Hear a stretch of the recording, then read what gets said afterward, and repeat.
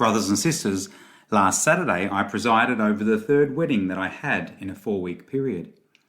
Even though exhausting with all the rehearsals, documentation before and after and the like, along with needing to continue with my other priestly responsibilities, it was a particularly uplifting and joyful time.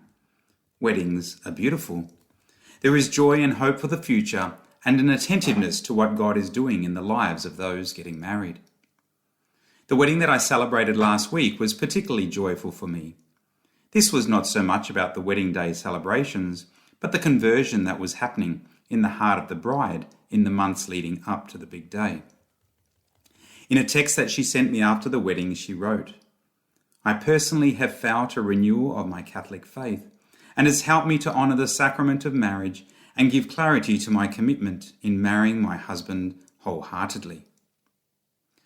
There can be no greater joy for a priest than for Christ's message to be heard and to stir an awakening in the heart.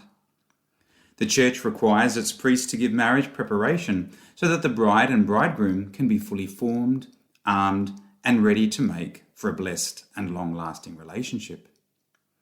Quite providentially, this little side story sheds light so beautifully on today's Gospel reading about the need for the 10 bridesmaids to be prepared for the arrival of Jesus, the bridegroom. Last week's bride that I just quoted took on board the need for her to be prepared, so that not only her wedding day, but more importantly, that her marriage might be blessed and endure until death. So, brothers and sisters, the big question then for us is, are we prepared? Like the 10 bridesmaids in today's reading, we are all here today present. We're all listening. But are we really prepared for that inevitable day when the Lord will suddenly appear? That is, when we die. As it turns out, this is our second wedding parable on the kingdom of heaven in the last 4 weeks.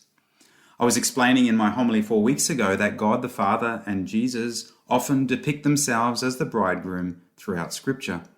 And we, the people of God, are called to be the faithful and responsive bride or spouse. We heard in that last parable of the wedding banquet that only the faithful wedding guests, the ones wearing the appropriate wedding garment, were the ones who were chosen to be part of the kingdom of heaven. In today's gospel, Jesus is again depicted as the bridegroom. For this week's wedding banquet, the focus is not on random guests taken from the streets and their response to being invited to the banquet, but on the bridesmaids. If anything, unlike those wedding guests of 4 weeks ago, the bridesmaids should be the best dressed and most prepared. These bridesmaids are like the regular mass goers of our time, and so Jesus is addressing each and every one of us here today. He's doing this because he loves us and wants us all to be saved. And so today he is asking us, are we becoming sluggish and too comfortable in our faith? Are we failing to go out of our way to be good Christians as we may have done in the past? Are we walking past someone in need? Are we not answering a call from someone who chews our ear off? Are we choosing not to spend regular time in prayer or reading the Bible or the writings of the saints? Or perhaps more seriously, are we failing to make definitive resolutions to stop bad habits or even worse, grave sin in our life? As we can see, brothers and sisters, there are many ways by which we can lose the fervour of our faith and become like the foolish bridesmaids, unprepared for Jesus' time of arrival. I too have found myself becoming sluggish in recent years, failing to restock my oil, and it has caused me distress, especially since I'm called to be an example. For as Pope Paul VI said, modern man listens more willingly to witnesses than to teachers. And if he does listen to teachers, it's because they are witnesses.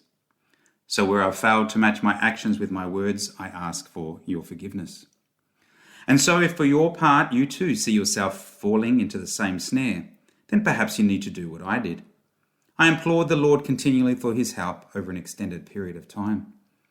And in answer to my prayer, he sent a blessed priest friend who's been supporting me and constantly exhorting me to a life of holiness and of a change in my thinking and attitudes.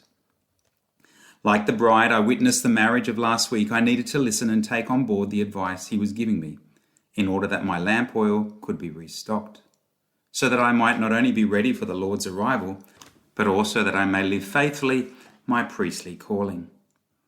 Brothers and sisters, Jesus tells us stories so that we may know ourselves and be forewarned of the dangers of not taking seriously the spiritual life. We must listen to him and change our ways so that one day we may enter the kingdom of heaven.